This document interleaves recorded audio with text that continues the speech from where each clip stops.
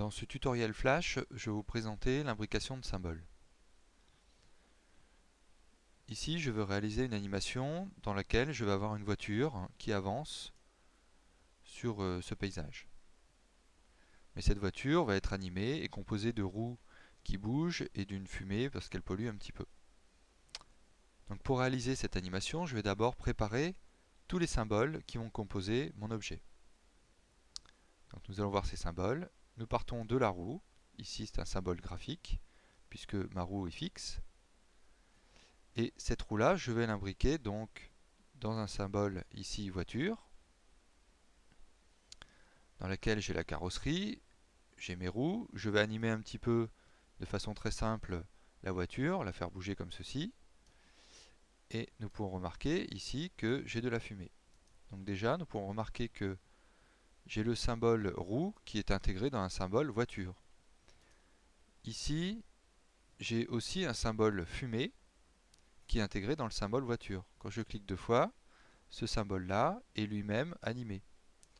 Donc pour qu'il soit animé de façon autonome, nous allons le créer en clip.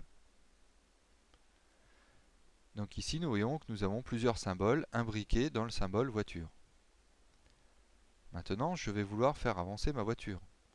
Donc je vais créer un nouveau symbole que nous avons appelé ici voiture animée.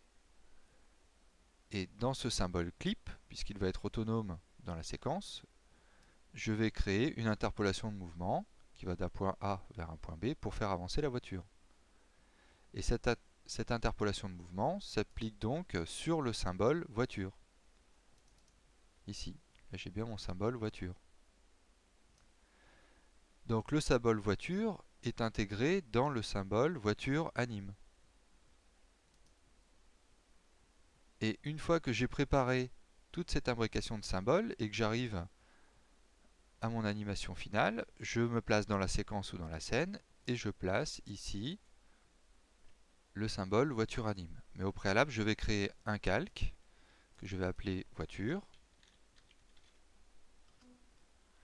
Et dans ce calque-là, je vais placer le symbole voiture anime qui contient tous mes symboles imbriqués. Voilà, mon animation est terminée. Nous pourrons remarquer qu'il suffit que d'une seule image au niveau de la séquence.